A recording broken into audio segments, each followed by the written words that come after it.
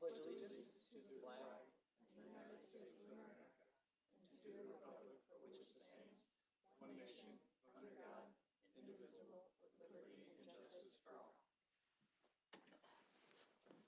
All right, first thing we have to do is approve the minutes from the last meeting. Is there any discussion regarding the minutes? And we have a copy today, which is awesome. Thank you, Dodie. Well, yes, I'm sorry that we had technical difficulties. Sorry about that. We had technical difficulties getting the minutes uploaded ahead of time, so you didn't get an electronic copy of them. So here is the paper copy. Take a moment to look through them. While everybody's looking through, any comments or concerns? Move to accept the minutes as presented. Here, second. All right. All in favor? Aye. Hands? All right. Motion's passed. On the agenda today, the first thing we have is a introduction from Dwayne Combas. How do I say it? Yeah. Okay, perfect. Thank you, sir. Welcome. Oh, thank you. My name's Dwayne Compass. I am with the Clay County Soil and Water Board. I am seat 4, which is the Keystone Heights area. Our seats follow the county commissioner's seat, so same seat area of Bescogden. Clay County Soil and Water Board was petitioned into existence through Clay County back in 1949 by the landowners of Clay County. Back during that time, Clay County was mostly rural farmland. A lot of cattle, specifically dairy, the dairy cattle population. The numbers of dairies in Clay County was very large. Since that time, development has taken over. The board has changed. We was first started as a soil board. And during that soil board period, we was in charge of helping the ranchers and farmers. It was all, people that was on the board was ranchers and farmers with soil management, specifically row cropping, and the row cropping, terracing of fields of that nature, and getting terracing equipment and heavy equipment out on a land project to the farms to get the work done. That was the reason for the soil board's formation. Since then, we've been added into water, and since that time, and the board's always been elected. We're an elected position. And the last time there was an actual election with a soil and water board member on there is probably 40 years ago or so. Nobody runs for it. We all get voluntold to be on it. So that's how I ended up on it. Been on it for a year now, still figuring everything out, trying to help out. Back over to what y'all are doing with the land conservation. We're already interacting with a bunch of state agencies through the Soil and Water Board, have been. Department of Agriculture, Natural Resource Conservation Services, who's your contact there for here is Jocelyn Martin. While y'all are working with the conservation, there's all sorts of money out there available from state and federal agencies that y'all need to be looking at, if y'all haven't already started looking in those. I would encourage you to get a hold of Kimberly Hall with North Florida Land Trust. She is over conservation easements, and y'all, I believe, are talking about doing conservation easements. So that is where I would encourage you to work at. There's just want to make y'all aware that we're here at Soil and Water Board. We're here to help. That's what we do. Our main projects right now are working with FFA. We have a poster and speech contest. We work with the Fred Miller Environmental Fund, which is sponsored through several soil and water management districts. We've also been working lately with the North Florida Land Trust on putting landowners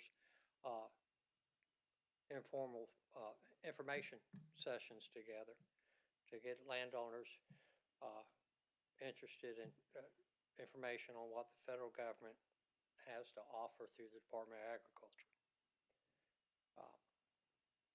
That's basically what we do. Or does anybody have any questions for me on anything on that? Good on that. Right now, I am working on a presentation. I wasn't able to get all the information together. I'm from District 4, Keystone Heights. Back when I moved there in '67, Al Watson had the food store there, and his meat department back there. You walk in there, it was the biggest and best grocery store in Clay County. It was on the back wall. Times have changed. Keystone Heights has stayed small. We're cut down there south. Conservation easements, the south tip of Clay County is under, that's 1,000 acres.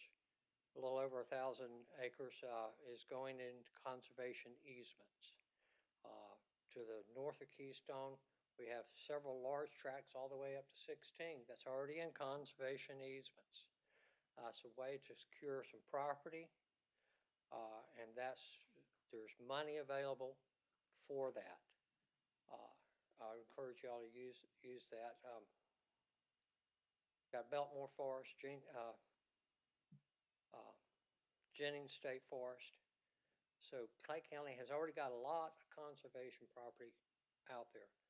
Encourage y'all to look closely at any property you deem and use our money wisely. Thank you. Thank you, sir. Appreciate your time. Next on the agenda, I think I'll turn it over to Dodie to walk us through some of the parcels. Sorry.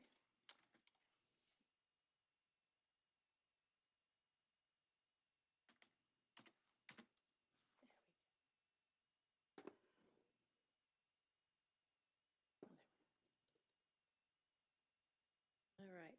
I don't have these as like a presentation. What I did was bring PDFs of the staff reports that I gave you. So in doing this project, this practice exercise, I picked 6 parcels. They're all owned by the county now. And the reason for that really is access and the ability for us to go on properties, right? So since these are already owned by us, I got access to a good amount of information about them. I prepared the initial staff report, which is that initial office review is the title in our ordinance. The intent here is that when projects or properties get nominated, staff will do this, we'll go through this exercise and create this initial review for you to make the decision at the next meeting about whether these properties, these nominated properties, become eligible properties. So you'll get, and hopefully, what I'd like to kind of go over with you is any feedback on this form. So you'll get property information. Applicant, I just made up applicants and owners, trying to keep it very generic. But the data for the parcel is all specific to that parcel. Primary and secondary conservation goals. Those come from the program's initial creation and from the referendum. Some of those I have to guess at, especially the flooding reduction one. I really wasn't too sure about that, but most of these I could, even from a lay perspective, give you a general idea of does it meet the goal or not. And then we can give you a short description of what the property has. And then we have a slew of maps that ArcGIS can produce for any properties that come in. So you'll get locations and an aerial. There's a soils map, flooding, topography. The habitat values, like I mentioned before, really is bald eagles and bears. and historic resources. And then we'll give you an idea of what's around that property, so who owns the surrounding properties, in a general sense. We won't give through each individual owner, right? Especially with subdivisions, there's gonna be a lot of owners, so I just put various or multiple. And then the existing uses. And then, for all of these, I gave you just an analysis that's very generic. Basically, a sentence that says it does or doesn't meet the goals of the program, and if it does meet goals, which ones? And then a very rudimentary guess as to whether or not there's any environmental hazards on the property. And then a recommendation about whether that should become then an eligible property. And what we'll do when we get to this process is I'll go through that same report, and you guys will then discuss among yourselves whether you have issues or feel that it meets it, and vote on whether you want to move it forward. And once we've kind of gone through all of them, then the ones that you vote do meet the qualifications to become eligible, right, for consideration, then kick back to staff and planning staff, and our environmental expert and our real estate expert will weigh in on, primarily on the environmental for the next phase, and bring those parcels back to you with a new, more enhanced staff report. We'll go through the more detailed environmental and go online and pull down data, and put that into a much more detailed report. I don't know, the county's still in the process of, well, I shouldn't say that. We're in the process of contracting. The Board of County Commissioners selected a consultant to work with, but the actual contracting part hasn't been finalized yet. But once we get through that process, then we can take a look at whether we'll be involving a consultant with that environmental assessment at that point, in addition to the staff, kind of like paralleling the staff information. That would be the ideal scenario, but we'll see. I'll keep you posted and informed how that goes. Does anybody have any questions about that sort of process, or?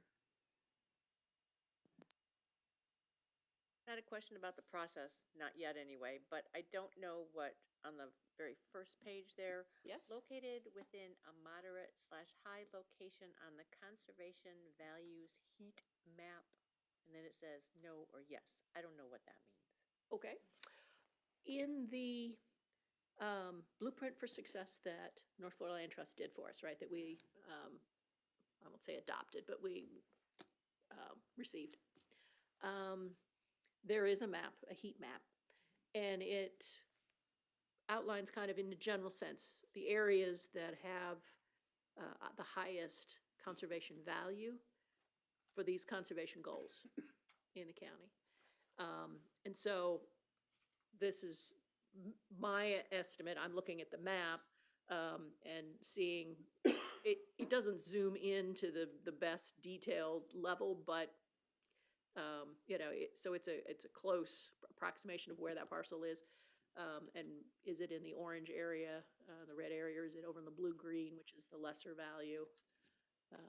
So, and I can share the map with everybody, you know, later on if you like. It's in that document. That's where it comes from. Thank you.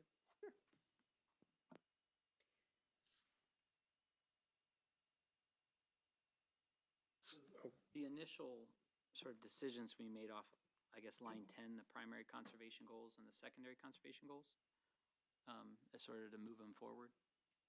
Yes. So Yes. how are you going through, a couple of them are self-explanatory, like historic and cultural resources makes sense. Flooding reduction makes sense, but how, like, water quality and sources, what's the metric for yes or no on some of those? So like access to recreation. So like on parcel 1, Mhm. access to recreation is yes, but it's basically a swamp with no trails. So is that the access to recreation, is that there could be recreation there in the future? Or is Well, access to recreation simply it's public land and people could go on it?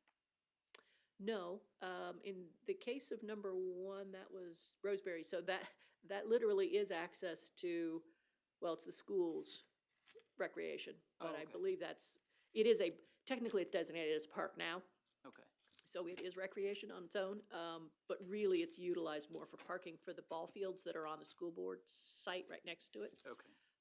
But I'm pretty sure those are, and I don't know for sure, so, take this with a caveat, and my disclaimer. I think those may be, because of the way the parking is all laid out like that might be open to like T-ball or something, where it's not necessarily just the school board utilizing that, but I don't know for sure.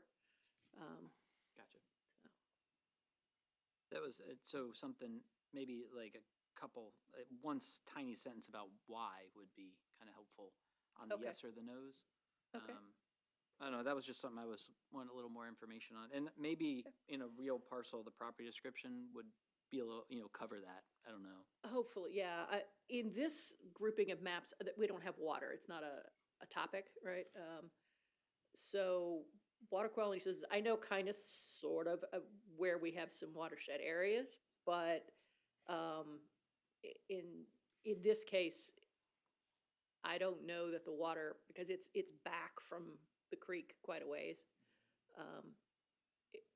Is it filtering? See, I don't know. There's a limit. Yeah, to and that's part how of the detailed. question is Yeah, there's a my- limit, but it's super vague, Yes, I'm afraid. The wildlife habitat was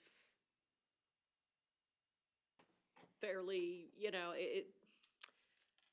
given that there's some sightings in the area that you've got quite a bit of connectivity, I'm gonna assume that's meeting that goal. There's obviously no forest farms on it.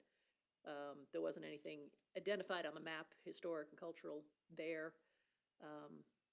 And flooding reduction, like I said, is the one that I'm truly guessing it's on. It's got some wet area, obviously, but So at this point, we don't use our scoring matrix. That's later. that comes the next round, Okay. yeah.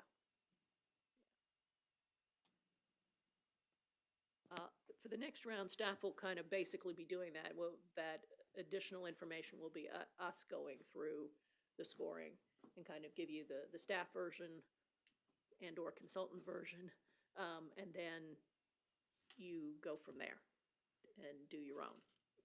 Is there a minimum or maximum amount of acreage, or do you have like, Where 1 acre might be really critical, or it might not be sufficient to really qualify, it's gonna, location, location, location. So, Yeah, I guess just for my own, I know these are examples, but it brought up an interesting point. I think 2 of them at least had existing stormwater systems on them. Mhm.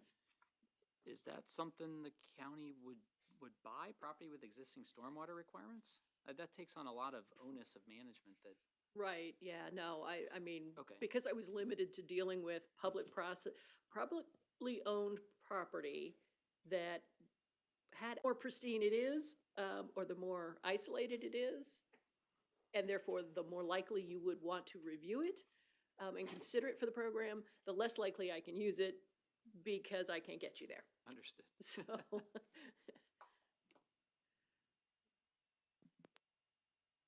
And I had another question. So for me, going through these, I had some definite yeses and nos. And I could see that perhaps other people would agree with my yeses and nos, perhaps not 3. Can we do that? Or can we just say, nobody wants to talk about number 3, let's not even discuss it and move on? you're gonna need to evaluate everything. Okay. Yeah. You need to have a reason why you do or don't want to include it. Yeah. And if you feel like, and maybe this really is sort of up to the chair's assessment, because you're calling the votes, if it's glaringly obvious to you that this is not going to work, you could ask for kind of a quick hand poll before, do we, need to go into it, but you do for it, I think. Is the language of the, is it ordinance or whatever? Okay. As long as it meets one of the 6 goals, then it could theoretically be included, or is there any guidance on, has to have one primary goal and one secondary, or? No, it doesn't. Okay. It's goals of the program. So. And I- how many parcels will we get to decide? Go I through? Is there a don't- set number, or is that open-ended as well, just depending on? We're going to start the open period December 1st. Cross my finger, trying to get that on the web. We get quite a few properties, but I haven't a clue what to expect at this point. And we'll talk about it in January, you know, I'll keep you posted to like how many of, you know, what's come in, what are we looking at? Because there's a limit. You're not gonna sit down and go through 60 properties in one night, you know, it's not gonna happen. So we may need to then batch them. You know, maybe we just have 2 batches and we're good. Sorry, I can't give you any more specificity than that.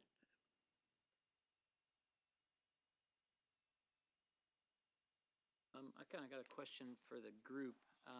In order to look at what's being produced to potentially save work, are there any maps in here that we feel like are redundant or could be combined or don't need to be in here? And mainly for me, I would just bring up, I'm not a soils guy. Soils maps don't ever help me. So in order to save some work, I don't know, pull up the Florida Natural Inventories layer. That's really useful in assessing potentially what habitats could be there. Okay. The other one, I don't know, I'd like to hear what people think is the bear and bald eagle map. I don't know as that does a lot of work, decision-making wise. Probably layer that with the FNA. Yeah, there you go. So when you say wildlife habitat and connectivity, and it gets a yes, that's talking primarily about the bears and bald eagles in particular, or not necessarily? Not necessarily, because it's also, I mean, yes, I looked at those, so if there was, you know, sightings on the site, well, then clearly we have habitat. But it's also a matter of connectivity, so you're really looking at the aerials for that. Do we have undeveloped, you know, swaths that are connected? Do we need them, you know? Yeah. I have a question on that. I appreciated being able to see what the analysis of the surrounding land uses is in the table, but then in the map, I think we really need a map that shows all the existing conservation land. I'm not sure that these do. So it has some of it, but one of these references county lands surrounding it, and that wasn't showing. So I think a conservation land map that's comprehensive is going to be really important for connectivity, because even though you've got other land that's around it that's not developed, it doesn't mean it's protected. No. So we want to Exactly. be able to see that as well. So that would be the only change I would make to that initial map there. The location map, you could even add it to that. Okay. And for soils, I would say the only thing that I really look at is if it's a hydric soil, which I also thought, I think the floodplain map, it goes in detail, and I think maybe just the 100 or 500 year floodplains are what I'm more familiar with, but And that's a toggle thing. It's a, you know, kind of an on-off. But if it's a value, we'll definitely keep it. So.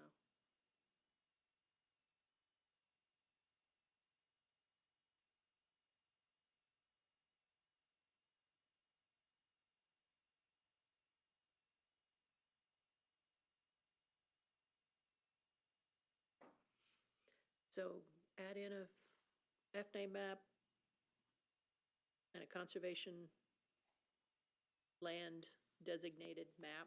Yeah, so what I was tracking is in figure 1, the state park conservation type state forest isn't catching everything, so maybe and we can find some good recommendations for layers. I was just gonna say, the Florida Natural Areas Inventory has the Florida Managed Area Layer, and that's gonna be your most comprehensive conservation land map, which we can talk about this offline, and we can provide that to you. In Well, terms you're- of the yeah. data, yeah. You'll get a whole lot, that more detailed data the next round of, I think for this, for Assessment. even analyzing just these, Aerial photos, even a zoom out a little bit more in aerial photo might help with the connectivity issue. Also, FNA will help a little bit with that.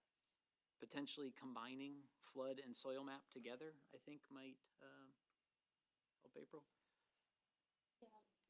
Yeah, I like that. And then topography, I think probably only merits it if there is any.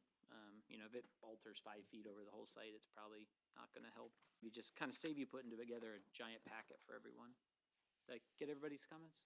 Yeah, I think definitely, the more maps, the better, because everybody's gonna have a different perspective on each one of them and a different experience in them. okay. Good feedback, thank you.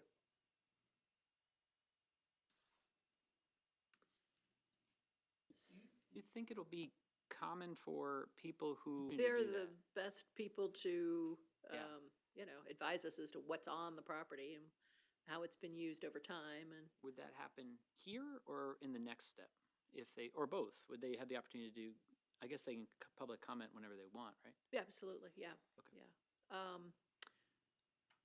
I haven't worked out timing.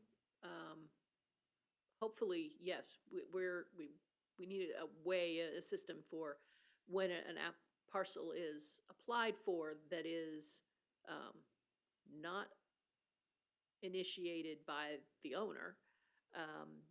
Obviously, the first thing we need to do is to reach out to that property owner and find out, you know, are you interested? Or do you want to pull your property that someone has nominated? So I think it would be best if we could get that contact made and a determination from that property owner. Not so much, are you willing to sell, but are you willing to even go through, you know, this process and come to the meetings and what have you, and consider it? But before we bring it to this first analysis. So the nomination window, you're hoping it will go live December 1st and run through the end of February? Right. Okay. Yeah.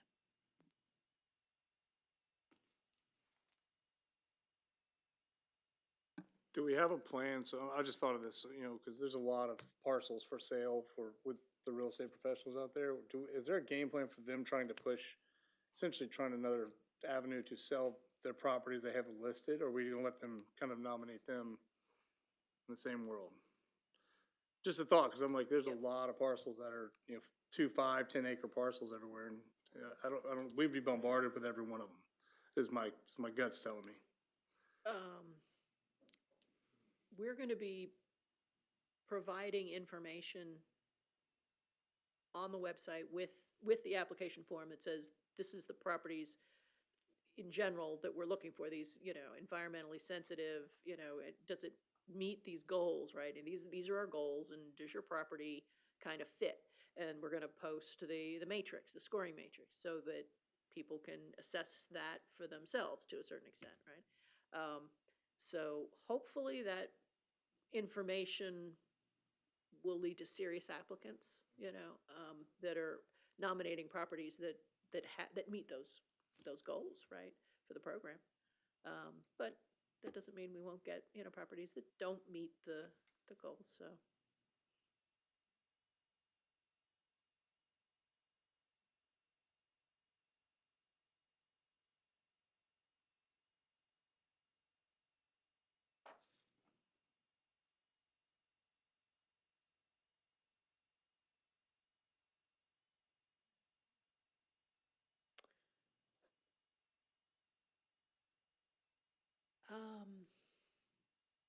Okay, do you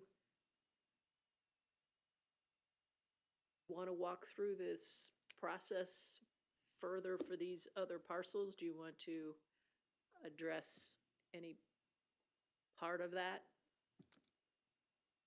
Any comments from the group? I think the way you laid it out is pretty good in my opinion. I mean, now that I understand what we're gonna do with it, I mean, the comments on it were fine, the maps were good. It kind of helped formulate a big picture without actually seeing the property, so I think you guys did a good job on it. The process is I'd go through the staff report, or one of us will, and get to the end, and then turn it back to you. You know, here's our assessment, and then So, you'd have some discussion and, If we're not gonna go through each one, I do have a question on the last two, the paired ones. no, we can go through each one, They or we were can, not recommended, by staff. right? I know why I wouldn't have recommended them, but I was curious, like, what was the line that, for you guys about why would those two, which is funny because I guess Clay County already has them. But what was it about these that triggered the non-staff approval? Just so we can understand the sort of internal judgment you all have. Right, in this case, let me slide down to the end. These are not connected to any open habitat area. They're surrounded completely by, parcels that are, mostly single-family homes. And then there's a parcel right across the street, that is probably got contamination on it. It's called an environmental convenience center, i.e. the place you bring the stuff you don't want and somebody trucks it away. So that's potentially, just looking at the site from the aerial, it looked like there might have been some dumping happening at some point, on that, the larger, or no, the smaller of the two-piece parcels. Given that it's had tracks, it's not, the larger parcel's not that huge. It's obviously used as a thoroughfare for ATVs, which, that's great, obviously. The community's, getting to the Dollar General, to the church across the way. Is it really environmentally sensitive? That was my assessment, was no. No, I was hitting on the same things you were. You'd be fighting dumping and trespass, and the juice might not be worth the squeeze anymore. So I was curious what it was that triggered it for you guys. Yeah, I mean, yeah, that was it. Any questions on, I think we're just kind of batch questions on all six. Properties, and what kind of, for species, I guess, if something is only valued because it might have a species on it, is there somewhere, because I know, for instance, in Keystone kind of area, some of that is still widely, even though it's developed or kind of low density, there's a lot. I would maybe argue that it has some habitat value to it, maybe not connection-wise, but I guess what is kind of our goal? Is it has to be connected, or would even like butterfly habitat be something that we would care about? Valuable question. Not all habitat has to be connected, and depending on the peril of the species that you're trying to protect. Is that the type of thing that would come out in the application? Do you think the landowners would be savvy enough to understand if they have a sort of a diamond in the rough that would take extra protection? How would that information, how would we drive at that, I guess is my question.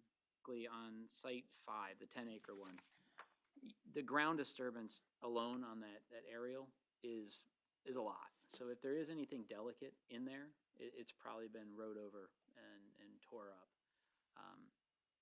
But I do think it's a valid question. Like, what is the thing we have to protect? And remember that this step, if I'm understanding it correctly, is that first pass. And so if we could get an RFI that says, you're in potentially an area that could support this stuff, do you have any evidence that it's been found out there or seen out there? Specifically milkweed, because that's pretty hard to find and pretty rare in that area. That might be the thing that would drive it into the next step, and maybe not prioritize it for media acquisition, but enter it into the program, even with massive trespass and impacts. Would be my guess on how to capture that stuff. Did, again, it's probably in the last meeting. So on the application, do we have a spot that says, do you know of any protected species on your property? We don't have a specific question to that. We have a box for people to fill in to, and we ask them to please provide, you know, the pros, the environmental, what do you have on the property? And any negatives, do you know of any, you know, negative past history on the property? So, and then we say, you know, you can provide up to 10 additional pages of maps and pictures and video and, you know, any other supporting anything to help us have a clear picture of what the property is. And so hopefully we'll, you know, through that, get some more information. But there's nothing to say you can't, if you feel like there's a possibility and there's more information that you need, then we can, you know, you can kick it back and we can kind of run that again, so to speak, or if we feel like it's something that only the property owner's gonna know and they couldn't make the meeting, you know, you can table it to the next meeting, that's fine. And you had a, Theoretically, if they're here, we could just ask, you know, engage them in that conversation too, which would be nice. absolutely, yes.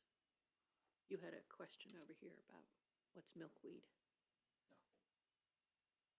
Do I? No, I couldn't understand what you were saying. Ah. What, It's got sandhill milkweed. She was in sandhill milkweed being habitat for. Cows love it, he Josh. couldn't hear either, so y'all don't act like I'm the only deaf one in here. I was okay? leaning towards my mic. Yeah, it was you were mumbling. At least you got a mic. Take the marbles out. Yeah. Spit your chewing tobacco out. Any other questions? Anybody else got anything on the, I agree. I think these are nice, a good first pass, a Okay. way to get in or out and move on and a quick triage. Okay. So anybody else comments or concerns? Okay. So for the next round, do you want to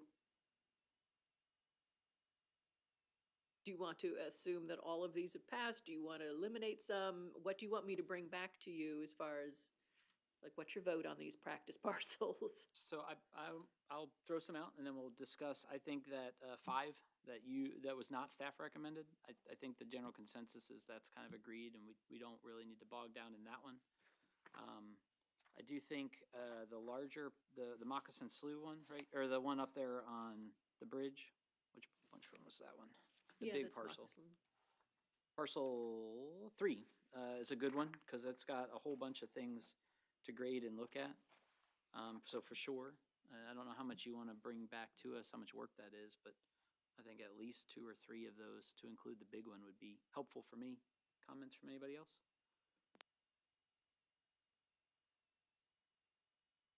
I was really interested in the third parcel as well. And I guess just being a newbie at looking at it, you all are all the subject matter experts, but would you do some sort of a cost benefit analysis, I guess, when it says the balance those two things? They do have to be balanced, and in the end, I mean, that's gonna balance out with staff. I mean, because that sounds amazing to have Right. something like that for the community, but then I don't know what all is entailed, like the downside to that. Right, and you don't need to at least say, look, the LCC's, you know, recommending this for the conservation reasons.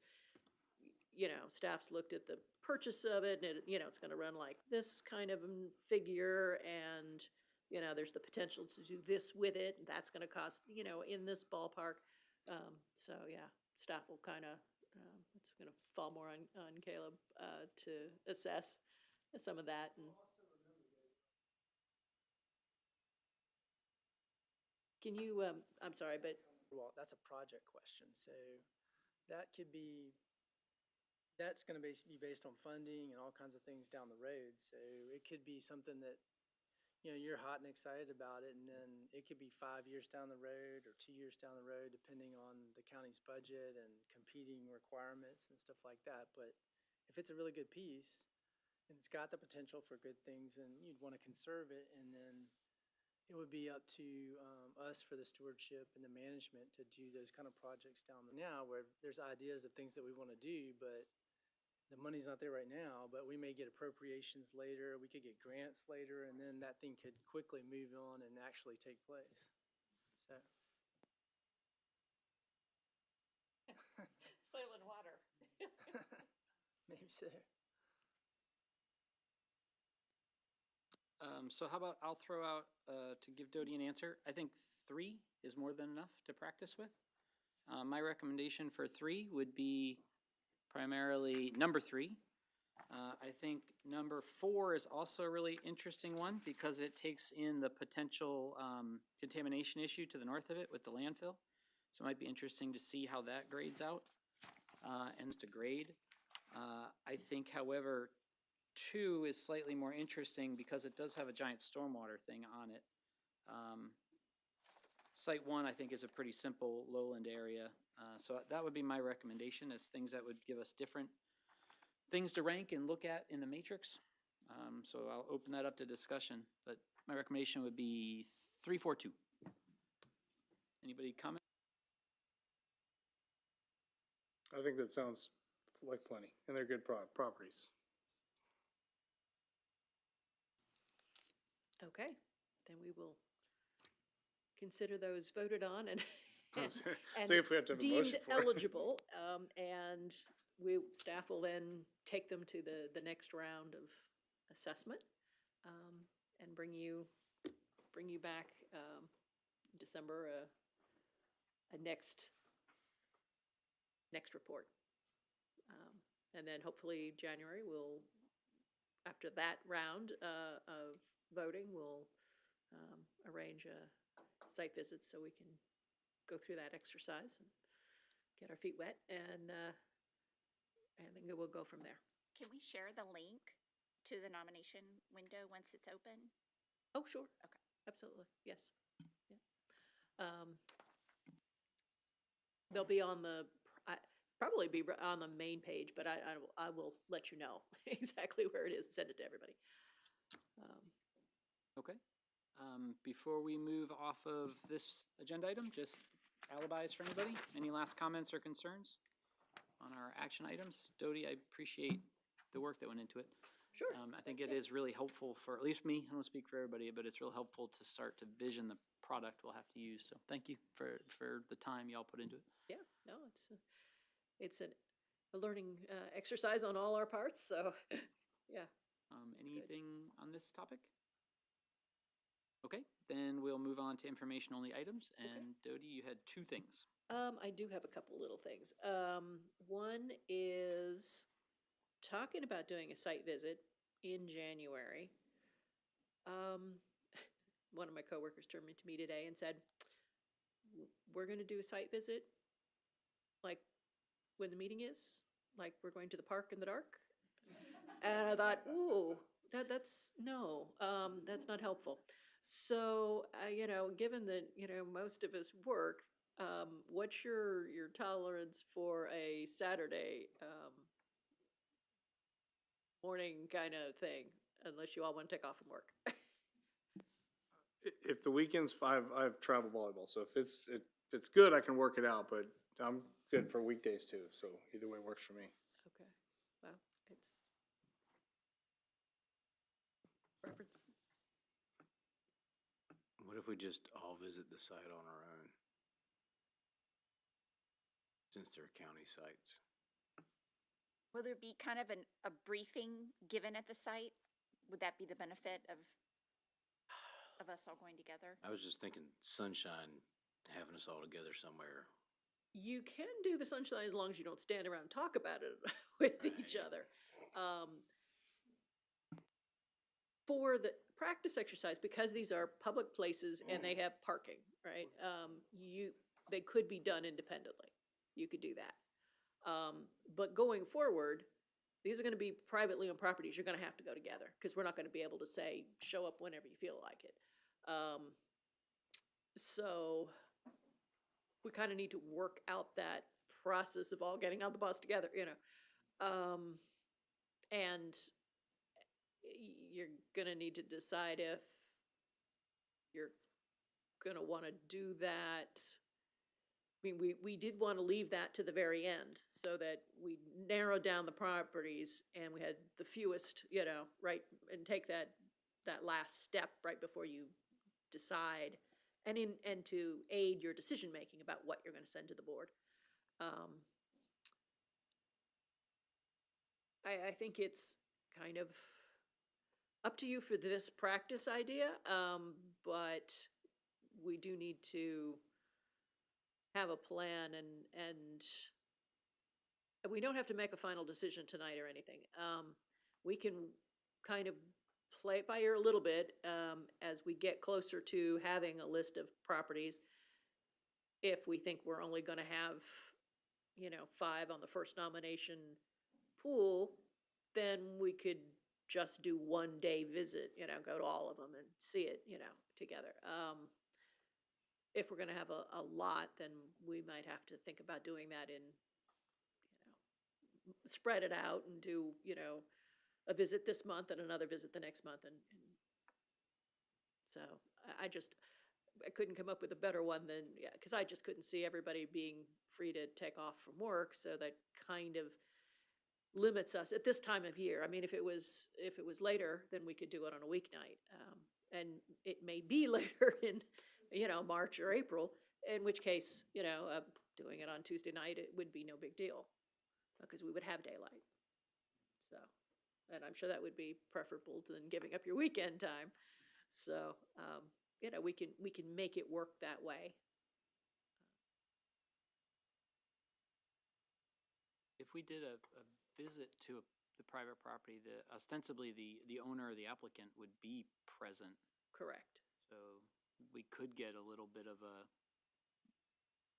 not a briefing, but sort of a here you are in the world type 5-minute thing. Mhm. Yeah, that's a tough question. How do we get all of us in one place at one time? Yes. I mean, for Sunshine, I put a notice in the paper that the LCC is going to be doing site visits and we'll be, seeing these sites, on this date and time. And then y'all ride on the bus and talk about anything but what you're doing. Then you get off the bus and you listen to the property owner tell you stuff. And you can ask questions of the property owner, but you can't talk to each other at all.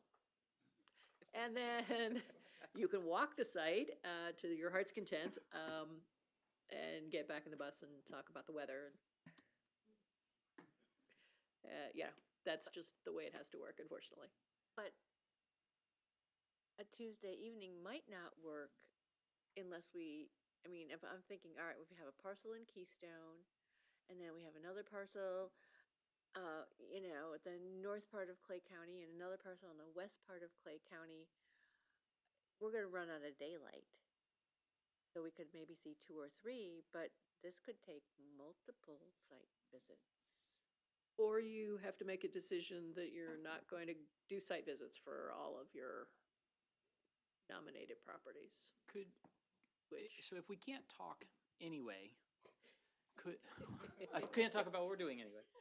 Could we potentially, so different people have different expertise, we could divide and conquer parcels potentially and send a 2 or 3 person committee to where they know the most and then come back to talk to the rest of us here in public.